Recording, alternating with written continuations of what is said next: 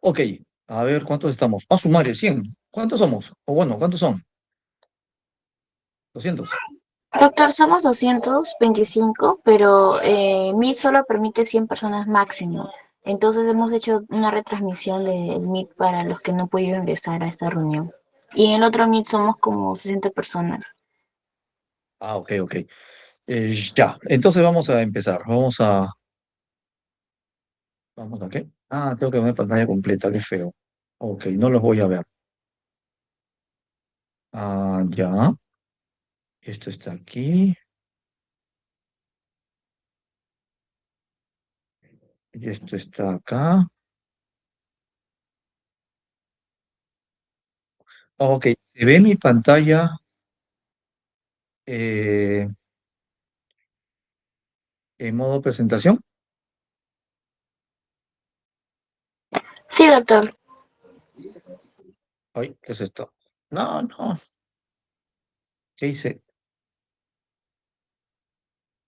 Ya, ¿ahí se ve? ¿En modo presentación o todavía no? Ay, todavía no. I'm sorry.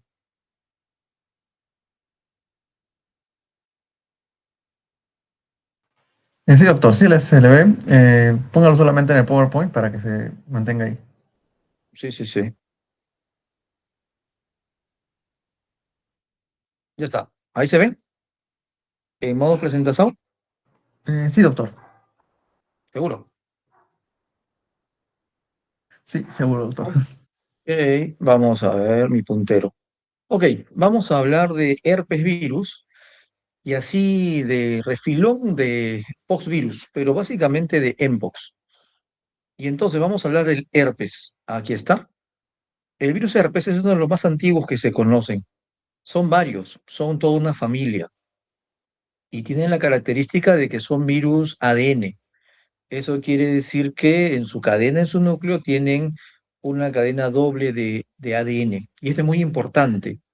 ¿Por qué? Porque a diferencia de otros virus ARN, por ejemplo, estos virus ADN pueden tener latencia y van a estar todo el tiempo con nosotros.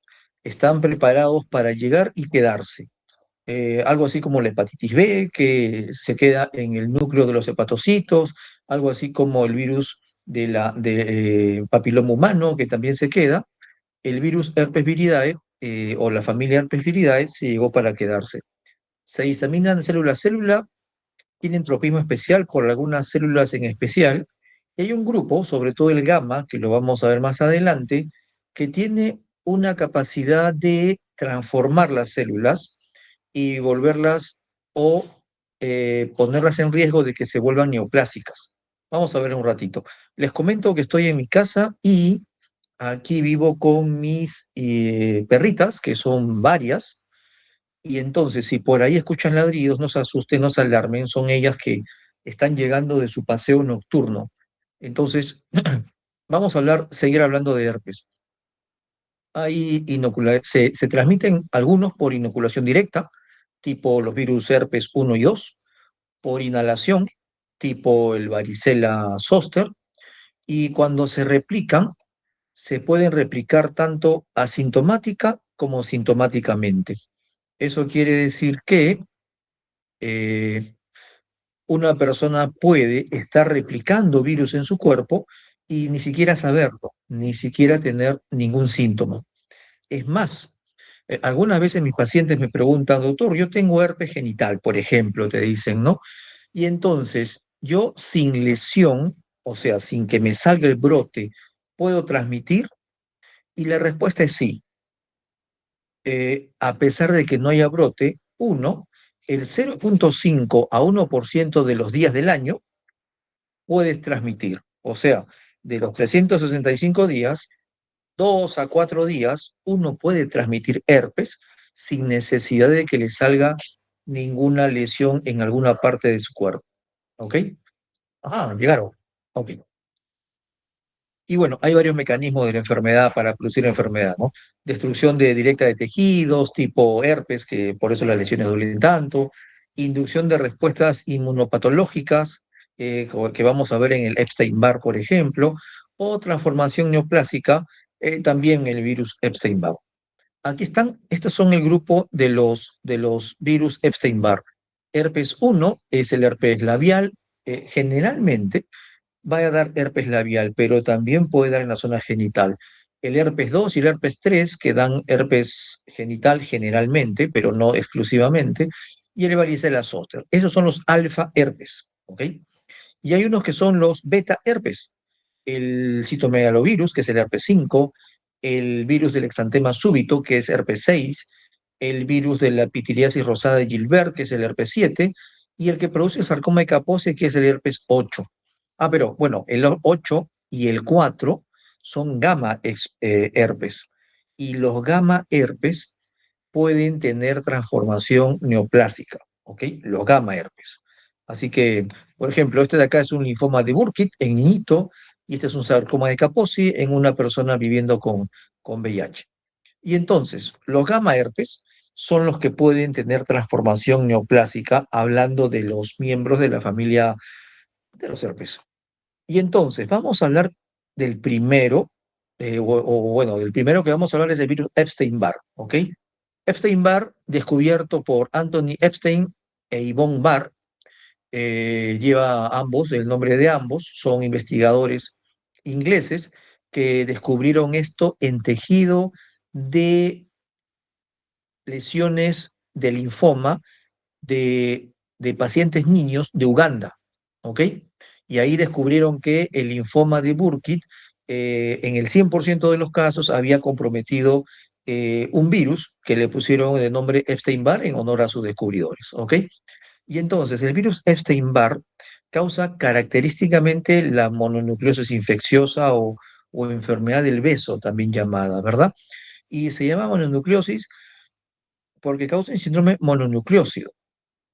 El síndrome mononucleósido tiene una triada clásica. Un paciente que tiene fiebre, faringitis y linfadenopatía es un síndrome mononucleósido, que es común a varias infecciones, ¿ah? Influenza, mononucleosis infecciosa, citomegalovirus, COVID también lo puede dar, toxoplasmosis aguda, no, síndrome retroviral agudo. Todos ellos pueden producir eh, eh, síndrome mononucleósido. Pero el síndrome mononucleósido del Epstein-Barr, característicamente la adenomegalia sale en la zona cervical posterior, en la zona occipital, ¿no? Y entonces es más característico de ellos. El periodo de incubación, desde que uno entra en contacto con el virus hasta que desarrolla los síntomas, es largo, 4 a 6 semanas. Es por eso que casi nadie se da cuenta quién lo infectó, porque como el tiempo de incubación es tan largo, ya no sabes con quién has estado en contacto, ¿verdad? Uy, ¿tengo hasta qué hora? ¿Hasta las 8:30? No, doctor, es hasta las 9:15, por ahí. ¡Guau! Ya, ok, entonces tengo tiempo. La transmisión es por gotitas, ¿ah? No por aerosoles, por gotitas. Esas gotitas que se desprenden cuando hablamos, cantamos, lloramos, tosemos, estornudamos o incluso respiramos, que están contenidas en la garganta, ¿no? Los síntomas son largos, ¿ah? Uno a veces se asusta porque dura mucho. Esto puede durar de 1 a 2 meses más o menos. Entonces está con fiebre, malestar 1 a 2 meses y uno dice, oye, ya estoy teniendo fiebre de origen desconocido, qué sé yo, pero es Epstein-Barr. Y lo peor de todo es que tiene un periodo de latencia bastante largo. ¿Qué quiere decir eso? Se queda con nosotros luego que ya terminó todo el proceso patológico y nosotros podemos seguir transmitiendo hasta 18 meses después de haber mejorado, ¿no? Es decir, 1 año y medio transmitiendo virus Epstein-Barr. Es por eso que el Epstein-Barr se calcula que ha infectado al 95 o 98% de la... ¡Ay! Aquí están, llegaron. Ok. Al 95 o 98% de la población mundial. Ya quédense tranquilos, ¿ah? No. Y entonces, ah, no, pues quédate ahí. Aquí tenemos una fotito de virus Epstein-Barr. Ahí están queriendo meter a una célula. Entonces, el cuadro clínico, bueno, de los 100 que estamos acá y los otros 100 que están en el otro chat, en, lo que digo, en el otra aula, eh, solamente se deben haber salvado 10 que no tienen infección. Todos los demás probablemente ya hemos tenido Epstein-Barr. Entonces, es una triada clásica. Fiebre, el 90% de los que tienen esto van a tener fiebre. Linfadenopatía linfadenopatía cervical, el 95% van a tener una linfadenopatía cervical y faringitis, ¿ok? Algunos desarrollan esplenomegalia, otros hepatomegalia, exantema, da un rash también, acompañando al síndrome mononucleósido, ictericia e incluso un enantema palatino, ¿no? Lesiones en la mucosa del paladar. Algunos van a tener en VIH, leucoplasia vellosa como esto, que simula una candidiasis oral o lingual, pero que solo da en los bordes de la lengua, ¿no? Y algunos van a desarrollar linfoma del sistema nervioso central, sobre todo los que tienen algunas lesiones específicas que vamos a ver en un ratito, y pueden tener linfoma primario cerebral, ya les comenté. Entonces, la mononucleosis en niños generalmente es benigna. Puede venir con el síndrome mononucleósido, faringitis, fiebre prolongada y ya está. Pero conforme vamos avanzando en edad y nos da a mayor edad, cuando nuestro sistema inmunitario está mejor dispuesto, tiene más fortaleza, eso es contraproducente. Y entonces va a haber complicaciones. Complicaciones como, por ejemplo, complicaciones hematológicas. Y mi paciente va a tener anemia hemolítica, autoinmune, CUMS positivo y todo, trombocitopenia, que puede producir incluso púrpura trombocitopénica, síndrome hemofagocítico, que ustedes saben, ¿no? Los macrófagos y los monocitos se activan tanto que empiezan a alisar, comerse las células sanguíneas con hepatomegalia, ferritina alto y todo lo demás, o incluso una granulomatosis linfomatoide. Eso es solamente en el ámbito hematológico. Pero también puede haber algunos otros problemas, como por ejemplo esplenomegalia intensa por inflamación. Se inflama el vaso y a veces se inflama tanto que se puede romper, rotura esplénica por mononucleosis infecciosa. Hepatitis aguda, tan igual como un virus hepatótropo, a veces se puede confundir con una hepatitis A, por ejemplo, por la clínica, la ictericia, aumento de TGO y TGP y todo lo demás, o incluso colestasis, una colestasis alitiásica se llama, porque no hay ningún cálculo de por medio. También puede dar complicaciones neurológicas. No, deja eso. Meningoencefalitis, mielitis, neuritis e incluso problemas psiquiátricos como psicosis. También va a dar problemas cardíacos, pericarditis, miocarditis y pulmonares. Deja eso pues. Ok. No le han traído su cama y entonces está buscando algo donde echarse. No importa. Y pulmonares también. Neumonitis, aquí dice neumonía, pero en realidad es neumonitis, ¿ok? Pleuritis, en el otorrino o con la especialidad de otorrino puede haber obstrucción de vías aéreas, dermatológicas, eritema nodoso, que se presenta, ustedes saben, esa paniculitis que aparece en miembros inferiores, que a veces se confunde con tuberculosis bien, eritema multiforme, vasculitis, y si uno le da ampicilina, amoxicilina, penicilina oral, como a veces dan en las farmacias porque uno tiene un síndrome mononucleósido y dice, dame algo para cortar esto, se puede producir rash por aminopenicilinas, ¿ok?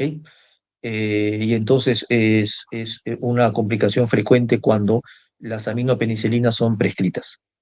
Y bueno, el síndrome de fatiga crónica también. Si yo sospecho, si yo tengo un paciente con síndrome mononucleósido o de repente sospecho que tiene de repente una anemia hemolítica o una plaquetopenia por Epstein-Barr, tengo que sacar pruebas serológicas para demostrarlo. Una de las más fáciles de hacer son los anticuerpos heterófilos, ¿no? O también se llama reacción de Paul-Bunel, que consiste en sacar sangre y encontrar los anticuerpos ahí, pero solamente el 40% va a ser positivo en la primera semana. Recuerden, son anticuerpos y los anticuerpos no se empiezan a eh, producir tan rápido, pero el 80-90% ya los van a tener presentes en la tercera a cuarta semana y van a estar acompañando a mi paciente durante más o menos un año. Es la prueba más sensible más barata también, para diagnosticar Epstein-Barr, ¿ok? Ahora, hay algunos marcadores inespecíficos, digamos, ¿no? La leucocitosis, por ejemplo, con linfocitosis atípica o linfocitosis reactiva también es frecuente. El 30-90% de ellos van a presentarlo. Y más o menos se presenta así como está en este cuadrito, ¿verdad? De la semana 0 a la 2, aquí estaba el periodo de mononucleosis infecciosa, y los anticuerpos empiezan a formarse los heterófilos y van a estar mucho tiempo hasta que pase por lo menos 2 años, ¿no? Y entonces, yo puedo sacar algunos anticuerpos IgM e IgG para ver si esto es crónico o agudo.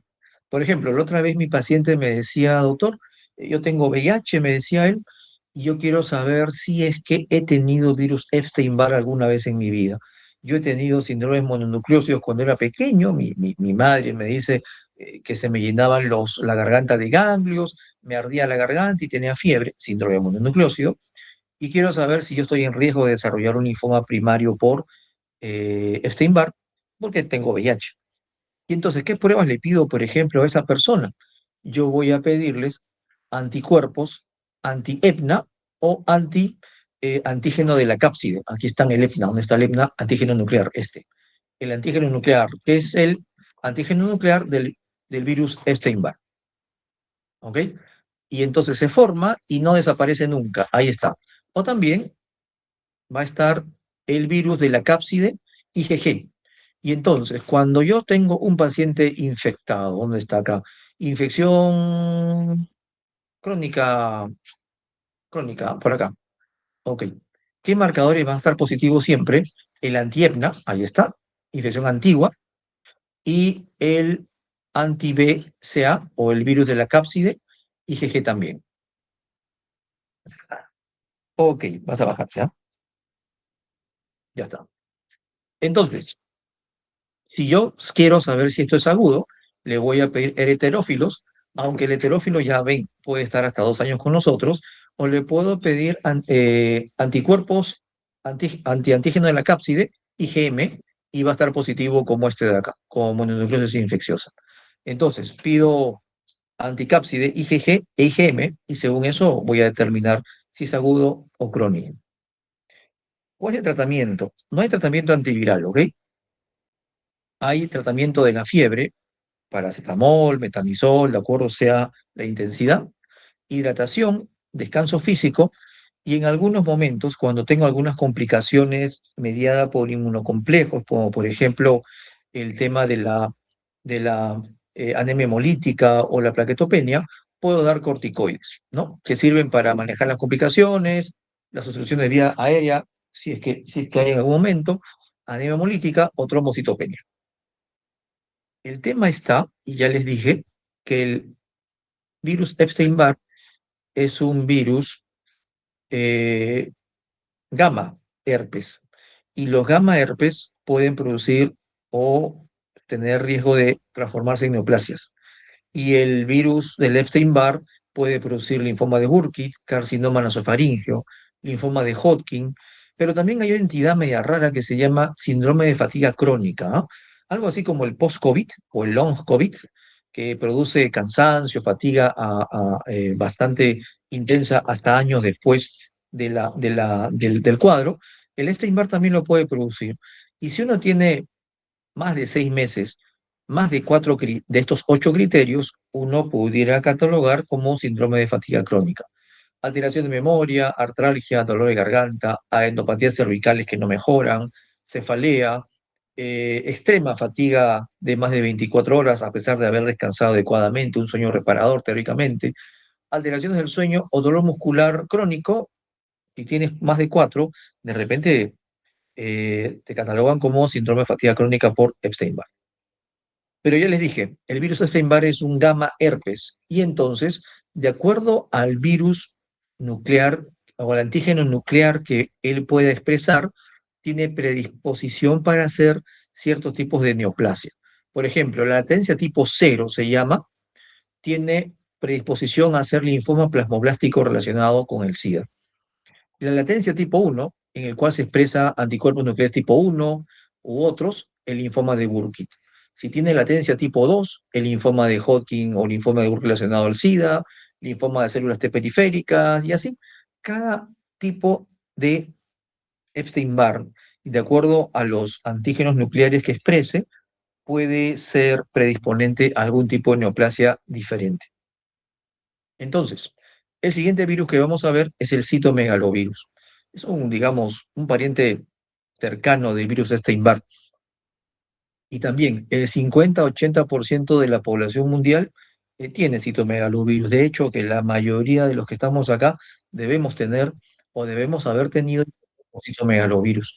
La transmisión también es directa. Saliva, orina, transmisión placentaria de la mamá al hijito, transfusiones, trasplante de órganos.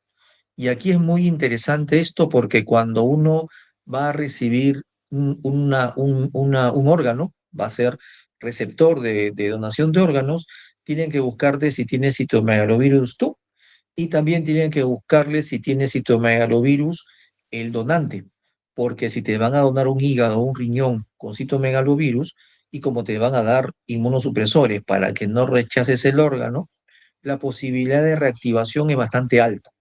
Y es más, hay algunas veces en que se da profilaxis para que esto no pase, si es que tú detectas que en el donante o tú mismo has tenido en algún momento citomegalovirus, ¿ok?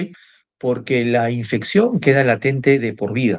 Ya te dije, es un virus herpético y se queda todo el tiempo. También puede producir síndrome mononucleósido, al igual que el Epstein-Barr, y inmunocomprometidos es frecuente que produzcan neumonía, infección ocular, retinitis básicamente, o corioretinitis, ¿no? Hay transmisión congénita. La mamá puede transmitir a su hijito durante el embarazo, siempre y cuando su infección primaria se haya producido durante la gestación. Porque si, suponte, ella tuvo citomegalovirus a los 20 años, pero gesta a los 22, ya le pasó anticuerpos, no pasa nada. Pero si ella está gestando a los 20 y justo cuando tiene 2 o 3 meses de gestación se infecta de citomegalovirus, ahí sí hay transmisión congénita y el niñito puede salir con citomegalovirus congénito, que da problemas serios en el desarrollo neurológico sobre todo, y pueden nacer con alteraciones mentales, retrasos en el desarrollo cerebral, alteraciones visuales, auditivas, ictericia, varias cosas. Entonces, el citomegalovirus permanece latente en células mononucleares de nuestro cuerpo, en epitelio de la retina, en aparato renal, en aparato respiratorio y corazón, ¿ok? En los monocitos también, y ahí puede producir algunos cuerpos de inclusión nuclear, así como estos. Miren, este es un monocito y aquí están los cuerpos de inclusión nuclear que parecen los ojos de lechuza, así se llama. Células en ojo de lechuza.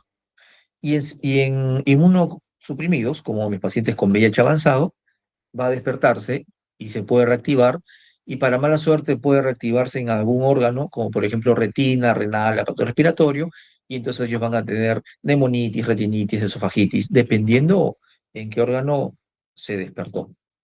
Entonces, yo voy a tener varias posibilidades. ¿Cuándo se reactiva? Neumonía intersticial, que es una complicación frecuente en trasplantados de médula ósea, tiene una alta mortalidad, y se caracteriza porque hay un infiltrado radiológico intersticial. Miren esta tomografía donde hay aquí vidrio esmerilado eh,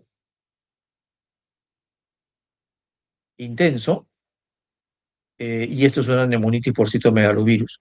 También el tracto gastrointestinal puede reactivarse y producir esofagitis, ¿no? Una esofagitis con odinofagia, disfagia, la persona con VIH que tiene disfagia u odinofagia, la primera posibilidad es cándida esofágica, pero la segunda es herpes esofágico y la tercera es citomegalovirus esofágico, ¿ok? También puede haber colitis, diarrea, generalmente sanguinolenta. Cuando hacemos una colonoscopía encontramos lesiones pseudomembranosas en esa zona, y cuando sacamos una biopsia encontramos los cuerpos de inclusión que hemos visto en las células, en la mucosa, ¿no?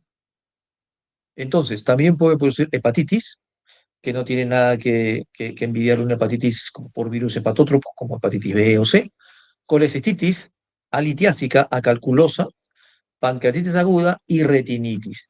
Y entonces, en retina es un problema, porque muchas veces mi paciente que tiene VIH avanzado y tiene un CD4 bastante bajo, cuando tiene un CD4 menos de 50, la posibilidad de que el citomegalovirus que lo tenga en un órgano puede reactivarse con más facilidad, menos de 50. Y entonces hay que hacerle a todos, antes de empezarle terapia antirretroviral, un fondo de ojo. ¿Para qué? Para detectar algunas lesiones que se presentan incluso antes de que tenga síntomas, ¿no? Como estas cosas de acá. Eh, a ver, 2 segundos, voy a sacar esto de acá. ¿Se puede sacar? Sí. Ah,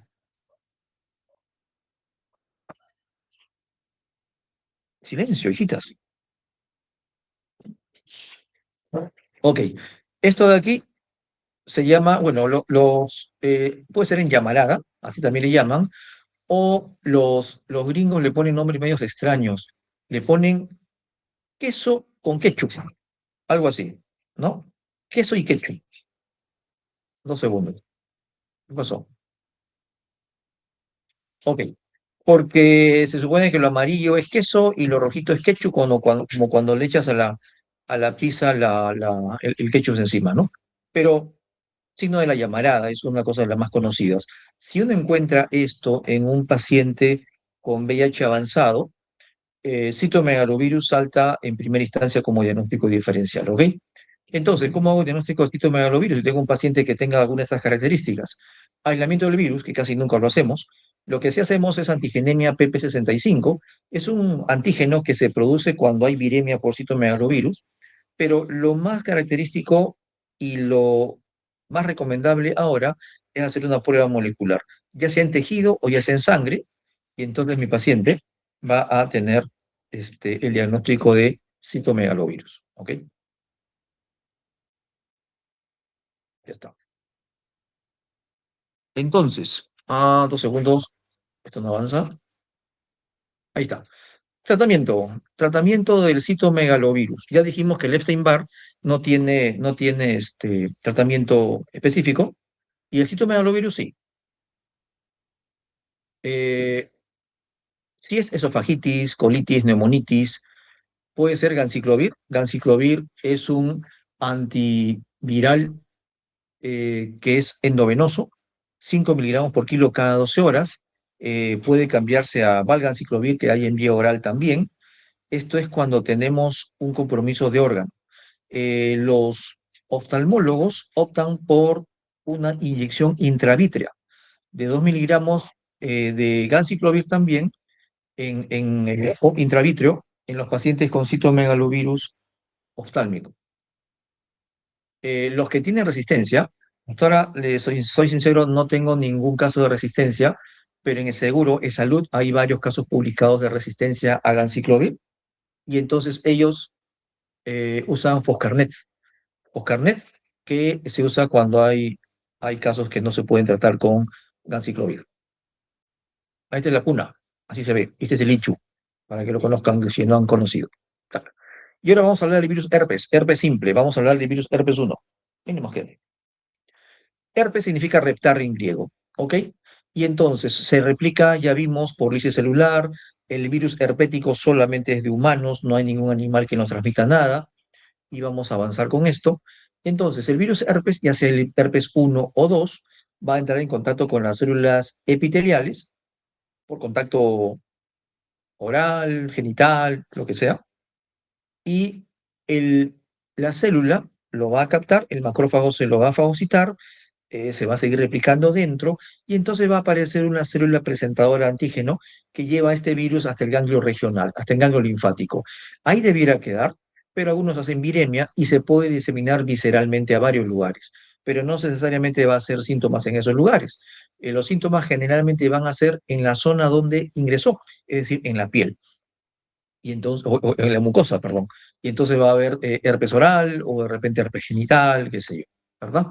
Y cada cierto tiempo se puede reactivar porque va a estar latente en los ganglios sensoriales de la médula o del ganglio sensitivo cercano, y de ahí cada cierto tiempo se va a reactivar y van a salir nuevamente las lesiones, ¿ok? Como es un virus herpético, ya se dieron cuenta que no se va nunca y siempre existe la posibilidad de que retorne. Entonces, en herpes van a haber infecciones primarias, es decir, la primera vez que nuestro paciente va a tener contacto con el virus, infecciones recurrentes, cuando se reactive este virus, y complicaciones, que vamos a ver en un ratito. Ok, entonces la infección primaria. Vamos a hablar primero del virus herpes 1. Produce gingivoestomatitis o faringitis la primera vez, ¿ah? La primera vez es intenso. A veces toda la boca se llena de lesiones. Hoy se han puesto a jugar. Silencio, estoy en clase. Y entonces, también puede presentarse faringitis. Una faringitis que a veces los pacientes te dicen, doctor, no mejora. He tomado todo, he tomado antibióticos, porque le dan antibióticos de puesto, y no hay forma de que mejore. Y faringitis herpética, prima infección, es una posibilidad. 2 segunditos. Nala, cállate. Hay fiebre, hay dolor faríngeo, hay eritema.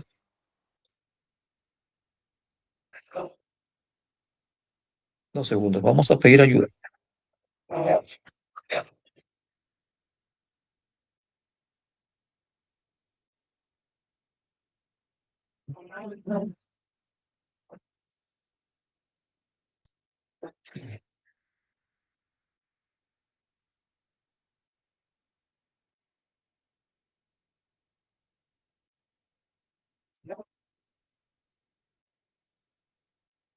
Hola, ¿dónde está?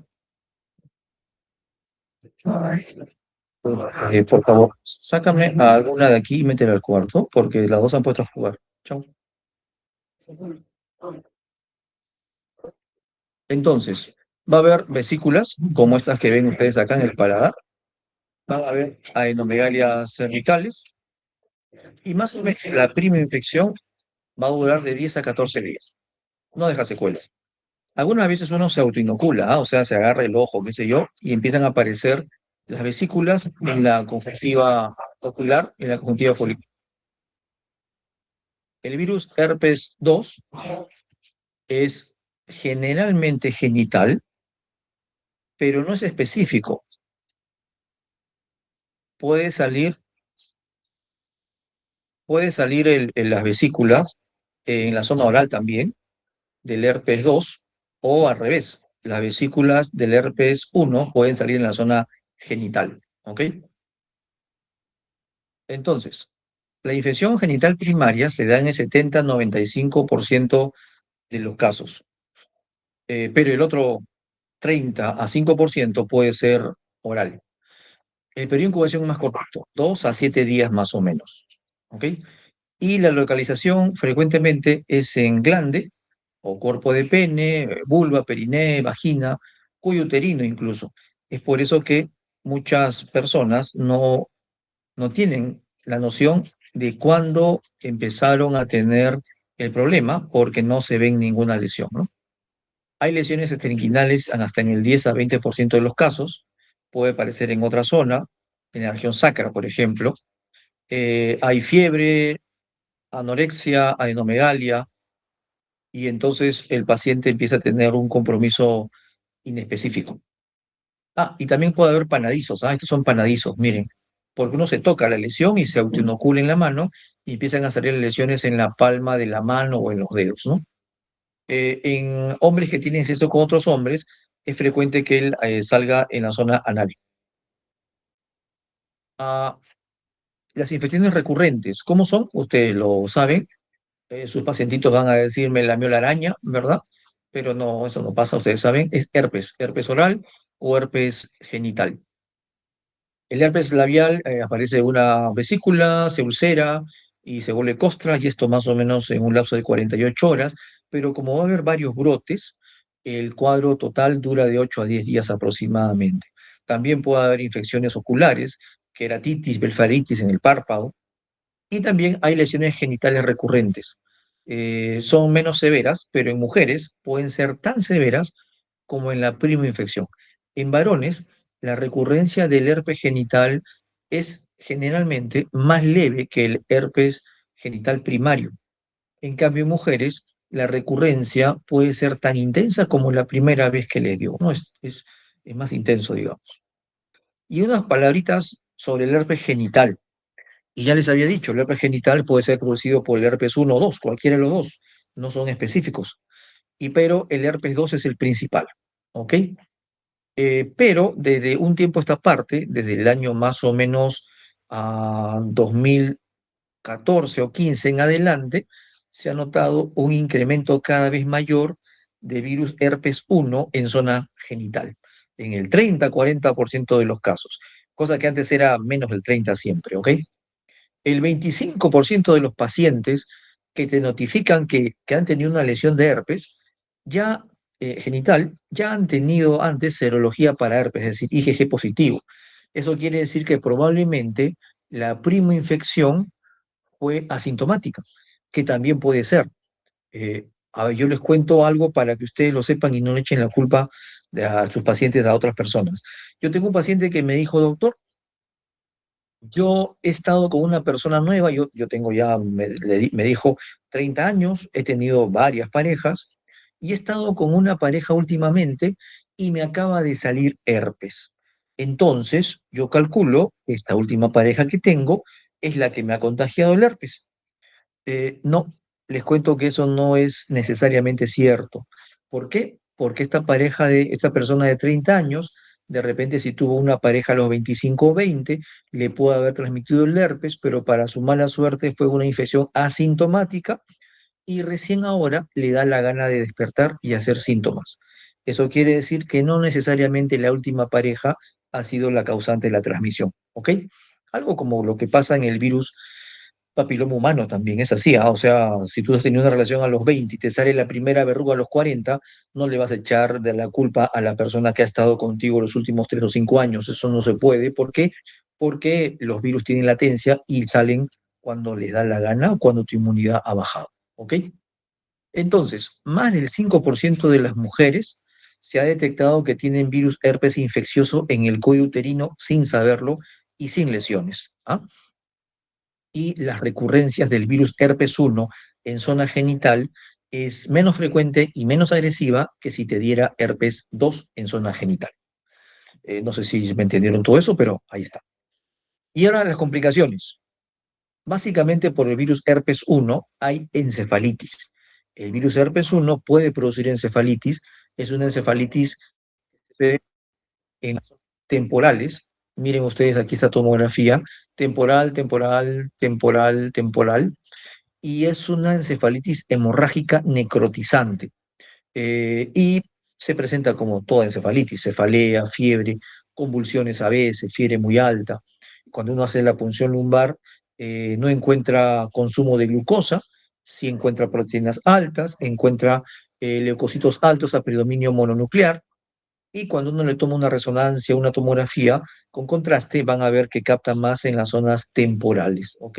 La mortalidad es altísima, 60-80% de estos pacientes van a fallecer y es la primera causa de encefalitis viral en pacientes jóvenes. Es por eso que si en la emergencia de hoy, por ejemplo, en el hospital, llega un paciente con encefalitis y es joven, de cajón le pones aciclovir, así no lo hayas detectado el herpes todavía, porque como es la primera posibilidad, puedes ganar mucho tiempo hasta que lo diagnostiques, ¿ok? Y entonces, también hay infecciones neonatales por herpes. Y esto es importante saberlo también, porque algunos ginecólogos me mandan pacientes y me dicen, cúrale el herpes para que su hijito salga sin herpes. ¿Cómo vamos a curar un herpes? No se cura. ¿Por qué? Porque le sacaron serología y salió positivo. Lógicamente no les digo nada para que me sigan mandando pacientes. No, mentira. Este, pero hay que explicarle algo. Es diferente si ella tuvo herpes de antes que si se infectara recién en su embarazo. ¿Ok? Este es un estudio del New England del 2009, antiguito ya, pero que todavía sirve de muy buen ejemplo para esto. Suponte que una mamá se infectó de herpes a los 25 años, ¿ok? A los 25 años. Y tiene su hijito a los 28. Entonces, esta mamá ya tiene anticuerpos contra el herpes. Suponte que es el herpes 2, ¿ok? Y entonces, la posibilidad de que le transmita a su hijito aún teniendo herpes activo en su zona vaginal, es menos del 1%. Ahí está. ¿Por qué? Porque la mamá durante el embarazo le ha pasado anticuerpos, dentro de todos los anticuerpos que le pasó, ¿no?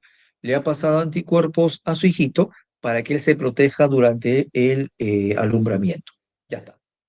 Pero, pero, para mala suerte de esta mamá, se infecta durante su gestación y cuando va a salir por el canal del parto su hijito,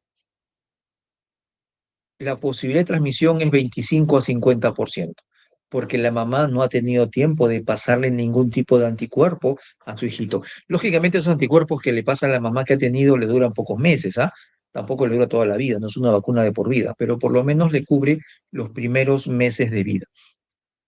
Y entonces, esos niños que nacen por el canal vaginal de una mamá con herpes, sí tienen la posibilidad de 25 a 30% de tener herpes neonatal, infección neonatal, que a veces puede ser una localización leve, le sale muy poquito por aquí y por allá, hasta, si son prematuros, por ejemplo, una diseminación fatal y sale cosas como esta, compromisos como estos intensos. Miren, todos estos herpes son lesiones generalizadas casi, ¿verdad? Ahora, el hospedero inmunocomprometido, la persona que tiene VIH en estadio avanzado, por ejemplo, también puede hacer complicaciones eh, por herpes en otras partes. Puede hacer neumonía por herpes, esofagitis por herpes, que ya les comenté, hepatitis por herpes y una lesión mucocutánea severa por herpes como esta, pero ya siendo adultos. Diagnóstico del herpes, ya sea uno o dos, es clínico la mayoría de veces, pero ustedes pueden sacar serología, pero si quieren hacer un diagnóstico, por ejemplo, de encefalitis herpética, lo que tienen que hacer es hacer una punción lumbar, sacar líquido cefalorraquídeo y hacer una prueba molecular en ese líquido cefalorraquídeo. Sale positivo, tienen un diagnóstico brillante de encefalitis herpética. Y ahora, tratamiento. El tratamiento del herpes labial o genital no grave, en el cual tienes buena tolerancia oral, no tienes muchas molestias, qué sé yo, generalmente es, bueno, el que tenemos más a la mano y más barato es el aciclovir, 400 miligramos cada 8 horas. Eh, a veces no se consigue de 400 miligramos, a veces es de 200, pero el que siempre hay de 1 gramo es el valaciclovir, que sea de 1 gramo vía oral cada 12 horas. Famciclovir no tenemos en las farmacias del Perú, ¿ok? Pero si tenemos una encefalitis herpética, la terapia tiene que ser endovenosa. Y ahí hacemos aciclovir 10 miligramos por kilo cada 8 horas durante 14 a 21 días. El pronóstico sigue siendo ominoso, pronóstico reservado si quieren, malo en algunos casos, pero hay que dar tratamiento endovenoso, ¿ok? Y en el herpes genital también, ya les dije, aciclovir 400 miligramos cada 8 horas. Hay pacientes que hacen recurrencia de herpes genital, sobre todo genital, a cada rato. Hacen 3 veces en medio año. Eso ya se llama herpes recurrente. O hacen cada mes, por ejemplo. Y entonces uno ya le da tratamiento, pero le dura 5 días y a los otros 10 días hace otra vez herpes. Ahí tenemos que dar un tratamiento supresivo, se llama, cuando diagnosticamos herpes genital recurrente. Y ahí se da, por ejemplo, aciclovir 400 miligramos 2 veces al día, o le damos valaciclovir 500 miligramos 2 veces al día, durante por lo menos 6 meses a 1 año, seguido, entero, todo el tiempo. Y con eso las recurrencias se alejan y la reactivación puede que se demore algunos años en adelante. Eso se llega a hacer cuando tenemos herpes recidivantes a cada rato y que limitan mucho la vida de nuestros pacientes. 8:30. Ok. Y ahora vamos a hablar de varicela zóster. En el pabellón donde estamos haciendo práctica con sus compañeros, tenemos un casito de herpes zóster y acaba de llegar otro pacientito de herpes zóster también. Es frecuente, ¿ah? Es bastante frecuente. El virus de la varicela zóster produce dos enfermedades distintas. El primero que produce es varicela, es la prima infección, y la recurrencia se llama herpes zóster. Igual, la propagación de célula a célula, el ser humano es el único reservorio, pero aquí es importante saber esto. La diseminación es por aerosoles, ¿ok? Es por eso que, y el paciente con herpes zóster, por más que lo tenga un dermatoma, que lo tenga de repente en la pierna, en el hombro, él de todas maneras elimina virus por su garganta. Y entonces, si alguien en su entorno no ha tenido varicela, se va a infectar de varicela, ¿ok? Es por eso que la varicela nunca se va, porque siempre hay personas susceptibles que se infectan por herpes zóster, ¿no? Entonces, se disemina por aerosoles. Eso significa que si yo estoy en contacto con una persona con varicela o estoy en contacto con una persona con herpes zóster y no he tenido varicela nunca, yo tengo que usar una mascarilla o, perdón, un respirador N95, que es la que me protege de los aerosoles, ¿verdad? Ahora, mejor si se vacunan, si no han tenido ustedes varicela, ¿ah? Porque de hecho que, ya les dije, ellos pueden transmitir asintomáticamente también. La tasa de ataque secundario, 70-90%, ¿ah? Y es infectante, o sea, transmite hasta 48 horas antes de que aparezcan las vesículas. Eso significa que si yo voy a tener herpes zóster o varicela, hoy me sale mi primera vesiculita, yo ya estoy transmitiendo desde el día sábado. ¿Ok? Y también se queda latente en los ganglios de las raíces dorsales. Que yo tenga la reactivación herpes zóster no significa que ya tuve y ya nunca más me va a dar. Hay personas que tienen reactivaciones otra y otra y otra vez. ¿Ok? Entonces, generalmente ya no vuelve, pero en algunas personas con factores de riesgo, eh, puede tener otra reactivación de herpes zóster. Hay niños también que de frente debutan con herpes zóster. ¿Por qué? Porque se supone que intraútero hicieron herpes zóster o su varicela fue totalmente asintomática, que también hay casos, ¿ah? O sea, no todos los enfermos de varicela van a tener las vesículas que vamos a ver más adelante. Hay personas que tienen varicela y para buena suerte de ellos, no tienen ningún síntoma y pues reactiva y ya tienen herpes zóster porque la reactivación es lo que es herpes zóster. Este es un cuadrito que le he traído acá para mostrarles la reactivación del herpes zóster a lo largo de los años. Y miren ustedes que la curva tiene una pendiente más pronunciada a partir de los 45 o 50 años. Y esto es importante saberlo, sobre todo bueno, ustedes son jóvenes, pero sus papás deben tener la edad que yo tengo, de repente un poco menos, o los abuelos. A partir de los 50 años se reactiva más frecuentemente, 3 a 4 veces más frecuente se reactiva, sobre todo si tienen alguna comorbilidad, diabético, hipertenso, obeso, hipotiroideo y otras cosas más que vamos a ver. Pero a partir de los 50, la varicela puede reactivarse y producir herpes zóster. A partir de los 50 años ahí. Y entonces, ¿cuáles son las manifestaciones clínicas? Vamos a hablar primero de la varicela, ¿ok? Aparece esto de aquí, máculas primero, aparece toda la cadena de lesiones primarias, ¿no? Máculas, pápulas, vesículas, pústulas y costras, ¿ok? Y todo este proceso de mácula, pápula, vesícula, pústula y costra puede durar un periodo de hasta 28 días, ¿ok? Y entonces hay brotes, y los brotes son secuenciales. Sale un brote hoy, mañana sale otro brote, y así. Son 2 a 4 días de brotes. Es por eso que tú vas a ver las lesiones en diferente estadio evolutivo. No es como la viruela humana, estamos hablando, que hay un solo brote y ya está. Entonces, todas son máculas, todas son pápulas y todas son vesículas y así. No, hoy día me saldrán algunos. Los que han tenido varicela deben acordarse si lo tuvieron de grandes y a mañana me saldrán otros y cada uno sigue una evolución de acuerdo al tiempo en que apareció. Entonces, generalmente es de distribución centrífuga, aparece en el centro y en la cara y se va hacia los miembros. Y también puede haber lesiones extracutáneas. El paciente puede hacer neumonitis, encefalitis, ataxia cerebelosa, y entre otras cosas, hepatitis, miocarditis, nefritis. Hay varicela perinatal, que ya les comenté, por eso los niños salen con herpes zóster a temprana edad. Y estas son las lesiones características, ¿no? Ustedes deben haber visto. Este paciente es un paciente varón, mayor, ya tiene 24 años. Él nunca supo quién le infectó. Ya te digo, hay personas asintomáticas o que eliminan el virus.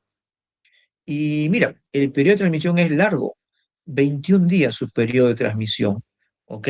Entonces, esta persona transmite varicela no solamente cuando tengamos contacto con el líquido de sus vesículas, sino cuando tenemos contacto con los aerosoles que esta persona está eliminando al hablar, llorar, cantar, respirar. Y ahora sí vamos a hablar de herpes zóster, que es la reactivación, que generalmente es una erupción vesicular unilateral, ataca por dermatomas y depende el ganglio de la raíz dorsal que esté afectado, ¿no? Entonces hay algunos que inervan las piernas, otros que inervan el tronco, el trigémino, qué sé yo, ¿verdad? Y entonces va a haber un dolor que puede, de hecho, que precede a la aparición de las lesiones. 3 a 5 días antes el paciente te dice, doctor, siento aquí un hormigueo, es un dolor neuropático, ¿ah? Siento calentura, ardor, dolor intenso, que es un dolor diferente, es un dolor neuropático, no es un dolor cólico, lancinante, nada. Es más, yo he visto personas que les han diagnosticado, bueno, y para mala suerte le hicieron una ecografía, le encontraron un cálculo y dijeron, tienes colecistitis, y ¡juá! Lo operaron, sacaron el cálculo, y a los días siguientes, ¡plac!, aparecen las vesículas del herpes, ¿no? Porque se confunde cuando salen algunas zonas, ¿no? Y entonces también puede haber herpes zóster oftálmico y cuando sale una lesión en el canal auditivo, puede dar lo que se llama el síndrome de Ramsay-Hunt, ¿verdad? Que es el herpes zóster oticum o por herpes zóster oticum. El ganglio geniculado que está dentro es el comprometido y entonces mi paciente va a tener una parálisis facial periférica y una erupción vesicular en pabellón auricular, ¿no? Las personas que tengan herpes zóster y que sean mayores de 50 años van a tener o pueden tener neuralgia posherpética. Y todo esto son las complicaciones del herpes, ¿no? Superinfección bacteriana, porque puede haber sobreinfección en las lesiones, parálisis de Bell, superinfección, perdón, aquí compromiso oftálmico, disminución del oído, neuropatía motora, un largo etcétera de complicaciones herpéticas. Ahí está, algunas fotos de mis pacientes con herpes. Están desde los más intensos, como esta pierna, hasta los más leves, como un par de vesiculitas nada más. Este es herpes zóster trigeminal, sale en el trigémino oftálmico. Diagnóstico clínico, pueden hacer test de Zank, aspirando un líquido de esta vesícula, lo tiñen con azul de metileno y se ven células con núcleo multilobulado, es test de Zank positivo, pero eso solo te dice que es un virus herpético, ¿ah? Puede ser herpes zóster, puede ser varicela, puede ser herpes 1, 2, no te dice nada. O si no, prueba molecular. Actualmente el gol estándar es prueba molecular. O clínica, ¿no? Tratamiento de varicela. Varicela no complicada, valaciclovir o aciclovir. Si es aciclovir, son bastantes pastillas. Aciclovir de 800 miligramos 5 veces al día, por 5 a 7 días. En cambio, si le damos valaciclovir, es 1 gramo bioral cada 8 horas, también 5 a 7 días, ¿no? Son menos pastillas. La eficacia es la misma, solo que el valaciclovir tiene una biodisponibilidad oral mayor que la aciclovir, ¿ok? Y en formas graves, cuando tienen neumonitis, hepatitis, qué sé yo, aciclovir endovenoso, 10 miligramos por kilo endovenoso cada 8 horas y por 7 a 10 días. Tratamiento de herpes zóster. Si tenemos localizado en un dermatomo o dos dermatomos contiguos, el tratamiento, por ejemplo, el del CIS, el que da el Estado, es aciclovir 800 miligramos 5 veces al día, por 7 a 10 días. O si quiero usar valaciclovir, 1 gramo cada 8 horas, por 7 a 10 días también. Si tengo un herpes zóster diseminado, eso significa que tengo más dermatomas comprometidos o tengo dermatomas en lugares bilaterales, porque generalmente es unilateral en la mitad del cuerpo para acá, pero a veces tengo en otro lado, sobre todo en mis pacientes inmunosuprimidos, ahí tengo que darle endovenoso. Aciclovir, 10 miligramos por kilo endovenoso cada 8 horas, hasta la mejoría clara de las lesiones, y de ahí ya puedo pasarlo a vía oral. ¿Ok? Y de esto es importante que ustedes lo sepan también. Hay vacuna contra varicela. Los niñitos que están naciendo hoy por hoy y desde hace unos años ya están siendo vacunados para varicela de pequeñitos. Les ponen al año y medio o al año o a los 15 meses y la segunda dosis a los 3 o 4 años. Y con eso, si van a tener varicela, va a ser muy leve o no van a tener varicela. ¿Ok? El tema está ustedes. Bueno, yo ya pasé esa época, ya me dio varicela, no había vacuna en mi época, pero eh, ustedes tienen que darse cuenta si han tenido varicela o no, porque van a atender pacientes con herpes zóster o van a atender niñitos con varicela, probablemente en las emergencias, las guardas, su práctica, qué sé yo. Y si no han tenido, tienen que ponerse vacuna porque cuanto mayores les dé varicela, cuanto mayor en edad les dé varicela, peor va a ser porque su sistema inmunitario va a responder más intensamente. Así que los no vacunados, si es que alguno no ha tenido varicela, son dos dosis separadas al menos un mes una de otra. ¿Ok? ¿Qué tal si alguno de ustedes no ha tenido varicela, pero se expone a un paciente con varicela, ya sea en el ámbito hospitalario, en su práctica, o de repente en sus familiares, ¿no? Van a visitar al tío y se dan cuenta que tiene herpes zóster y ustedes no llevaron su respirador N95. Se pueden o tienen tiempo hasta el quinto día post exposición para ponerse una dosis de varicela, de vacuna contra varicela, para que abortemos la infección y no se siga desarrollando. Es muy efectiva para eso. El tema es el siguiente, que este virus, o perdón, esta vacuna de varicela es una vacuna con virus vivo atenuado. Eso significa que no le puedo dar a todo el mundo, no le puedo dar a gestantes y no le puedo dar a personas inmunocomprometidas, porque se puede reactivar. Entonces, ¿qué haría si alguno de ustedes, en el supuesto negado, como dicen los abogados, que alguno de ustedes se exponga y que no se le pueda poner vacuna, se le puede poner gamma globulina para varicela zóster, así se llama. Una dosis hasta 96 horas o dentro de las primeras 96 horas después de la exposición, y es para los que no pueden ponerse vacuna con virus vivo atenuado. Y también es bastante efectivo. ¿Hay vacuna contra el herpes? Sí, hay vacuna contra el herpes zóster, Shingrix. No es que haga propaganda, pero es la única vacuna que existe ahorita. No hay otra. Así que es la única que hay. El herpes zóster se indica, o la vacuna contra el herpes zóster se indica en adultos mayores de 50 años o en personas inmunocomprometidas mayores de 18 años, en posttrasplantados, en pacientes con linfoma o algún tipo de cáncer o en las personas viviendo con VIH. No se pone en personas que tengan herpes zóster activo. No, no, no, porque la respuesta inflamatoria se exacerba más todavía. Tampoco se ponen embarazadas.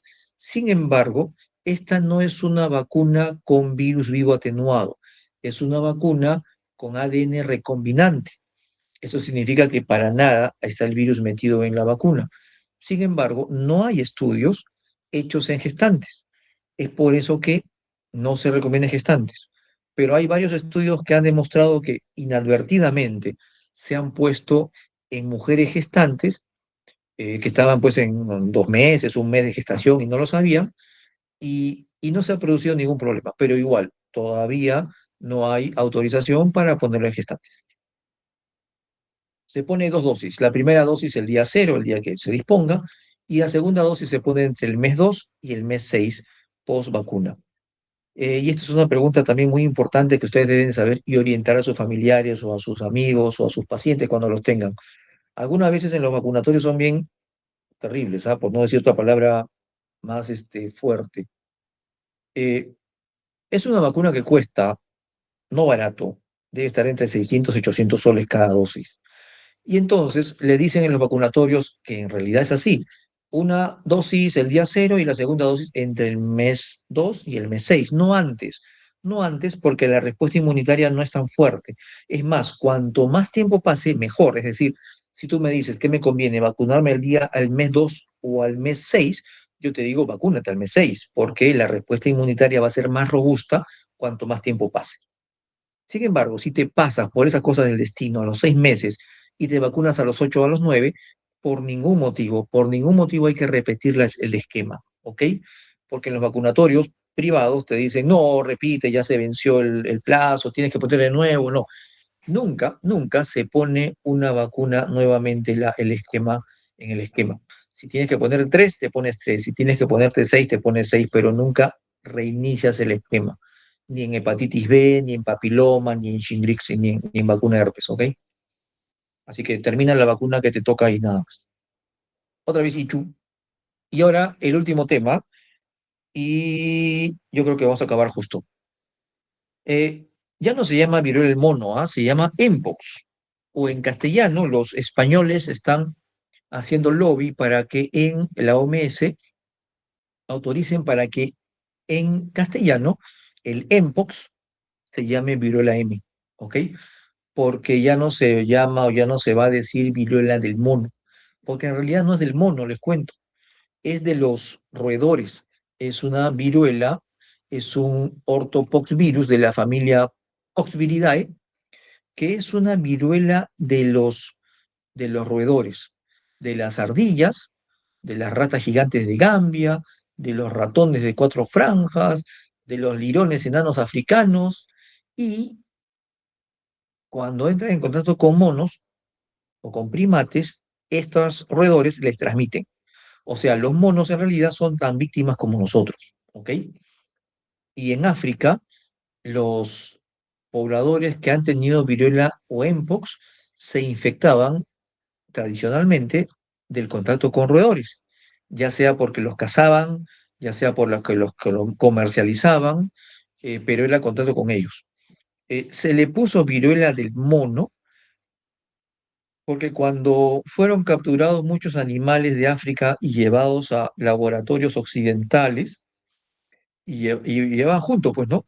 Ardillas, lirones, primates y todo en jaulas contiguas, los monos empezaron a tener viruela y entonces los investigadores dijeron, esta es una viruela del mono, pero no, son de los roedores, ¿ok?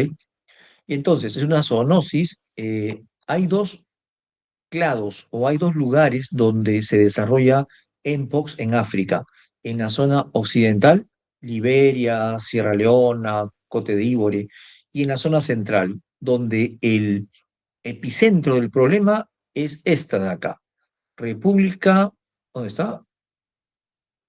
Está. República Democrática del Congo, así se llama, lo que antes era Zaire. Ahí es el problema y ahí se empezó a diseminar en 2022 más o menos a todas partes del mundo. El clado centroafricano o el clado 1 es el más letal, tiene una mortalidad de hasta 10%, y el clado 2, que es el que llegó a Perú, que se inició o que está en la zona de África Occidental, tiene una letalidad muchísimo más baja, de 1 a 6% máximo. Entonces, ¿cómo se transmite? De los roedores al hombre, ¿ok? Esa es la transmisión primaria. Pero en el año 2022 empezó a transmitirse en un brote, un virus que se adaptó muy bien a vivir en el hombre, de persona a persona, ¿verdad? Eso se llama infección secundaria de humano a humano. Y entonces, ¿cómo se propaga el Mpox? Es contacto con las secreciones. Teóricamente, también es contacto con las gotitas respiratorias, les cuento, ¿ah? El tema es que la transmisión por gotitas respiratorias es muy débil, es muy baja, y básicamente es por contacto piel a piel, un contacto muy intenso piel a piel, ¿ah? Tampoco es un rozón, es un contacto, digamos, eh, constante, continuo y muy cercano, como el que se desarrolla cuando uno tiene relaciones sexuales, por ejemplo. Pero no necesito tener relaciones sexuales con alguien para infectarme de mpox, ¿ok? Entonces, Gotitas respiratorias también, pero no tanto. Durante las relaciones sexuales también, sin necesidad de que sea de necesidad de transmisión sexual. Y contacto piel a piel u otro contacto íntimo. Esta es una noticia que salió en Euronews. Esta es una cama de mi pabelloncito de aislados de infectología en el hospital. Y entonces, como era de esperarse, el Mpox se cebó pues en el Perú, ¿no? La viruela del mono se ceba en el Perú, el país de América Latina con más casos. Es más, en algún momento fuimos el tercer país a nivel mundial con mayor tasa de contagiados, solamente debajo de Estados Unidos y de Canadá. Este, y fuimos de lejos el país de América Latina con más casos de Mpox. Y de lejos el hospital donde trabajo fue el que más casos de Mpox atendió durante ese brote, esa epidemia, ¿no? Esto es lo que pasa más o menos. La transmisión se transmite piel a piel, ya dijimos, y el periodo de incubación es largo, 6 a 16 días, dice aquí, pero en algunas revisiones puede extenderse hasta 21 días, o sea, 3 semanas, donde el paciente no siente nada, lógicamente, ¿no? Pero está incubando ya. Y empieza la primera fase, en donde ah, el paciente empieza a tener los primeros síntomas, ¿ok? Y ese periodo, que es totalmente inespecífico, se llama periodo de invasión. Ahí el paciente tiene malestar general y síntomas que nadie relaciona con Mpox, ¿no? Fiebre, cefalea, linfadenopatía, dolor de espalda, dolores musculares, astenia. Entonces, igual es lo que sientes cuando te va a dar COVID, igual es cuando te, cuando te va a dar influenza, igual sientes cuando te va a dar citomegalovirus y Mpox, ¿ok? Entonces, ese periodo de invasión es cortito, de 1 a 3 días. Y a partir de ahí ya empieza a haber o ya empieza a presentarse la segunda fase, o se llama periodo de erupción cutánea, en la cual aparecen las lesiones. Y las lesiones en los africanos que se infectaban de los roedores salían las manos primero y se iba al cuerpo. Pero aquí, como era generalmente, por relaciones sexuales, las primeras lesiones salen en los genitales o en la zona oral, ¿ok? El periodo de erupción cutánea. Y el paciente transmite durante todo este tiempo, ¿no? Desde que empieza a tener el periodo de invasión hasta que cae la última costrita de su lesión dérmica. Y más o menos es la misma evolución que las lesiones de varicela. Mácula, pápula, vesícula, pústula y costra. ¿Ok? Y característicamente, las lesiones de Mpox tienen un núcleo necrótico. Ahí está un puntito, ven ahí. No sé si mi imagen es lo suficientemente clara como para que la vean. Ya les pasé a su delegado la clase, así que la van a ver más ampliamente. Y casi todas tienen un puntito en el centro, un puntito necrótico. Y característicamente sale en la zona de inoculación, en los genitales. Esto es lo que el CDC reportaba hasta hace un tiempo, que el sarpullido o las lesiones dérmicas salían en el 98% de los casos, malestar general en el 72%, fiebre, escalofríos, dolor de cabeza, ganglios activados y cosas de esas. Todas estas son fotos de los pacientes de mi servicio, ¿ok? Miren lesiones en la comisura labial que parecen herpéticas incluso en un inicio, pero todas con un puntito en el centro. Y este es solamente del hospital donde laboro, organizado por la información por el doctor Moisés Wincha de las oficinas de epidemiología. Estos son los síntomas más frecuentes aquí todavía se llamaba viruela del mono, pero ya desde el 2024 para adelante es Mpox, y la mayoría tiene exantema, el 100% tiene exantema. Cuanto más grande es la bolita, más lesiones primarias había en esa zona, o es la zona de lesión inicial, y ven ustedes que era la zona genital, ¿no? Y en segundo lugar, la zona oral. Entonces todos tenían lesiones. Ahí están, lesiones en la cara, lesiones en la espalda, en el brazo, en el miembro, en el pene también, y todas con un puntito en el centro. Puntito, puntito, puntito. Mpox. Esto dio lugar a dos publicaciones del servicio, una en el Lancet y otra en el International Journal of Infectious Disease, en el cual, en esta sobre todo de aquí, el Mpox se determinó que se comportaba en personas viviendo con VIH como una infección oportunista. y que también podía producir síndrome inflamatorio de reconstitución inmune cuando al paciente le empezábamos terapia antirretroviral concomitantemente con su infección aguda de Mpox, ¿no? Y que la mortalidad era muchísimo mayor en aquellas personas que tenían un CD4 bajo por debajo de 200, que comparadas con las que tenían más de 350, que casi nunca ninguna falleció. Todos los fallecidos fueron con un CD4 menos de 200. Y entonces, ¿cómo hago diagnóstico de Mpox? Antes hacíamos, cuando empezó el brote, hisopado faríngeo y sangre y un hisopado de la lesión. Casi ninguno salió en sangre, muy pocos salieron de hisopado faríngeo, pero casi todos salían positivos del hisopado de la lesión. Es por eso que ya al final casi del brote, la única muestra que tomábamos era hisopado de la lesión y le hacían prueba molecular, ¿no? Y con una sensibilidad muy alta, 95% más o menos. ¿Cómo se trata el Mpox? Y esto es de la norma técnica nacional, ¿no? Hay factores de riesgo y complicaciones. A personas con factores de riesgo las hospitalizas y a las que están haciendo complicaciones o tienen signos de alarma también los hospitalizas. Creo que llegamos a hospitalizar a cerca de 200 personas con Mpox, de las casi 700 personas que atendimos en general en todo el brote. Entonces, ¿cuáles son los factores de riesgo? Niños, felizmente no hospitalizamos a ningún niño. Gestantes, tuvimos una gestante que la hospitalizamos y salió muy bien. Pacientes con VIH, sin control adecuado o con diagnóstico de enfermedad avanzada, e inmunosuprimidos por cualquier causa. Vimos pacientes que tomaban corticoides, por ejemplo, porque tenían anemia hemolítica autoinmune por otra causa, pero para mala suerte tenían contacto con alguna persona con Mpox y se infectaba.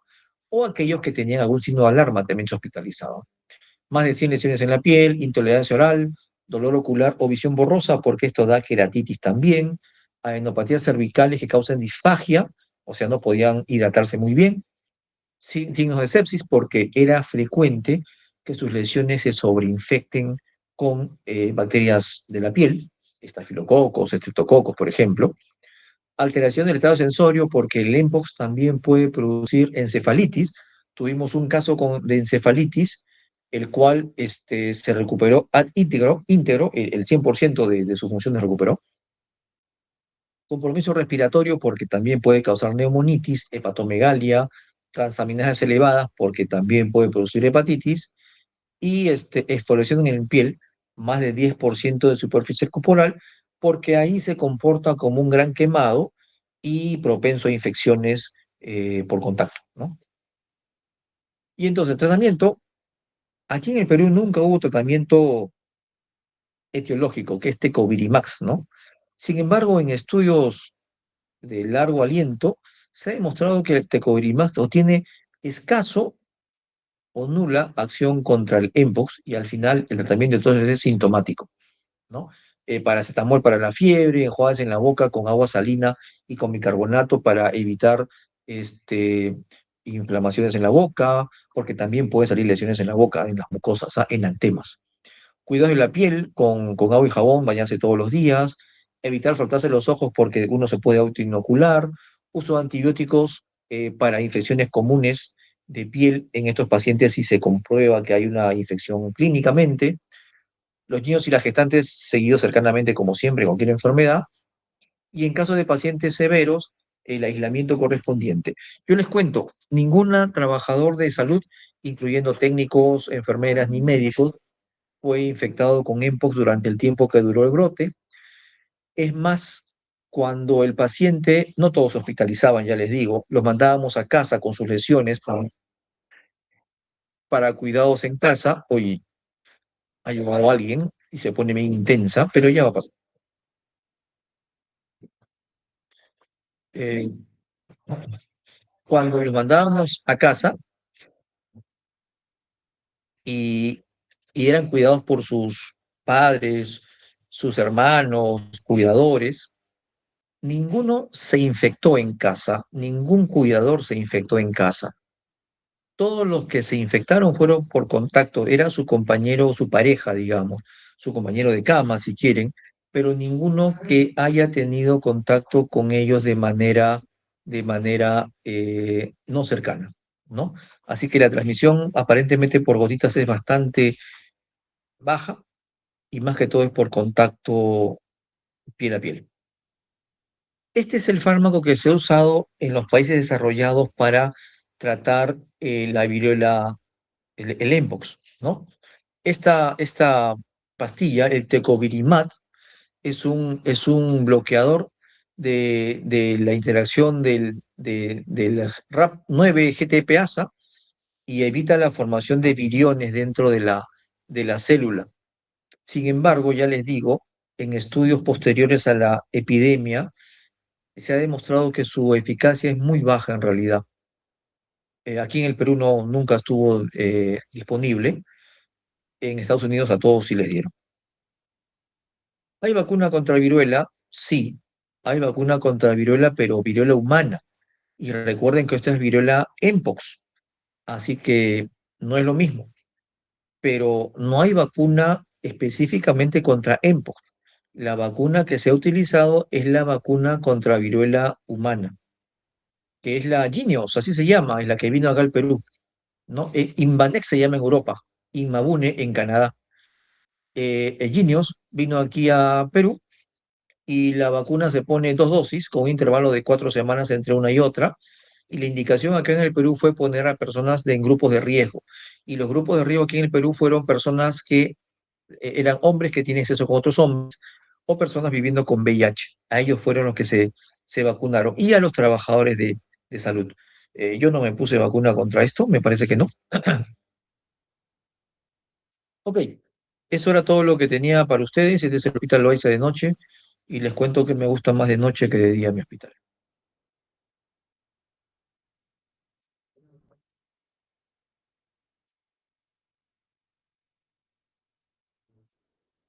Ok, ¿tienen preguntas? ¿Alguna pregunta que podamos contestarles? ¿O se han ido 7? No importa, somos lo que somos. Ya no tiene ninguna clase después, ¿no? No creo, ¿no? Sería un escándalo, ¿no?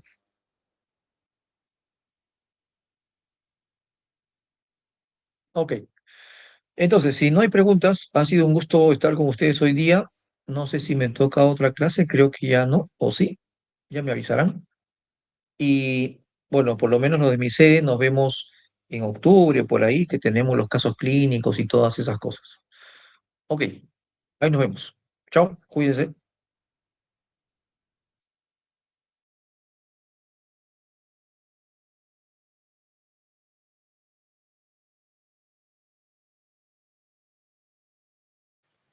Bueno chicos, antes que se vayan, no se olviden de llenar el forms, la asistencia, por favor.